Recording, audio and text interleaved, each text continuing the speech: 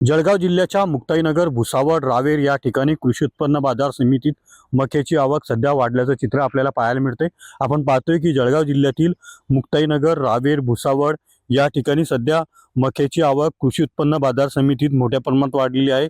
1500 ते 1700 रुपये भाव या ठिकाणी मक्याला मिळत असल्याने शेतकरी वर्गांना या ठिकाणी मोठ्या प्रमाणात दिलासा मिळाल्याचं चित्र आहे।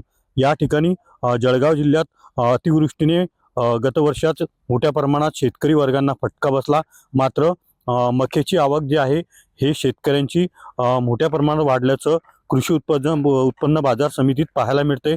जळगावच्या महत्त्वपूर्ण मानल्या जाणाऱ्या सध्या कृषी उत्पन्न बाजार समितीमध्ये आपण आहोत।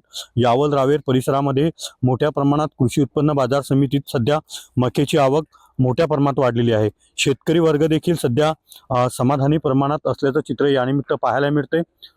कॅमेरा पर्सन मंगेश ढोलेसह रवी गोरे, TV9 मराठी।